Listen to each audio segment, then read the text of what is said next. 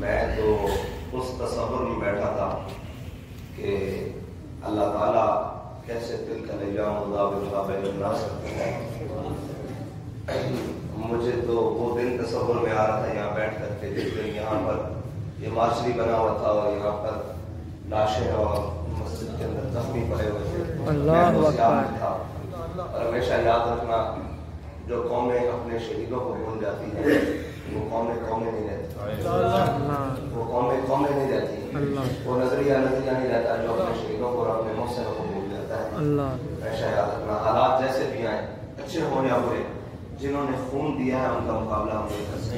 ان کے خاندانوں کا مقابلہ نہیں. جن کا انتخاب ہوا ہے کہ ایسی چیزیں جس کے آگے ظالم نے اپنے بند باندھے اور انہوں نے اپنے خون دے کر اس کو توڑا، ان کا انتخاب اللہ نے کیا ہے اور ان کے انتخاب پر ہم سب کو فخر ہے.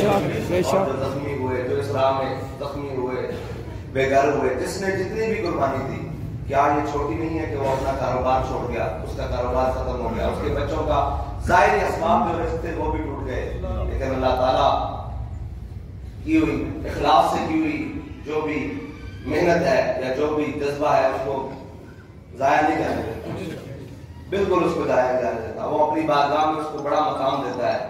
لیکن ہمیں یہ تربیتی نشست ہے، حقیقت میں یہ تربیتی نشست ہے اس لیے کہ ہمیں دیکھنا ہے اپنے دائیں بائیں کہ ان معاملات کے اندر جو بھی جس طرح بھی کسی کو ظاہری طور پر کوئی نقصان یا ہوا اس کو ہم نے کیسے فائدہ پہنچانا ہے.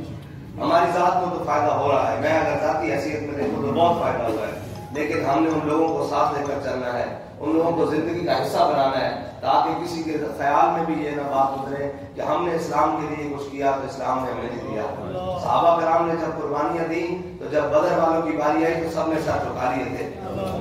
سب نے ساتھ جھکا لیے تھے کہ حضور ان کی خدمات کے آگے ہماری کچھ نہیں ہے.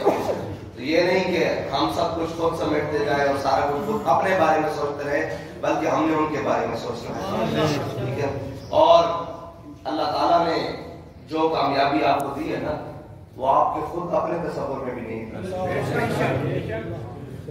جو اللہ تعالیٰ نے حضور سید عالم صلی اللہ علیہ وسلم کے نامی کی برکت سے جو اسلام کا جھنڈا بلند کیا ہے نا وہ آپ کے تصور میں بھی نہیں تھی. وہ دنیا میں تو کہ کجا کسی کے تصور میں بھی نہیں تھی، ہمارے تصور میں بھی تھی، لیکن اللہ تعالیٰ رب ہے ہی وہ جو تصور سے باہر ہو کر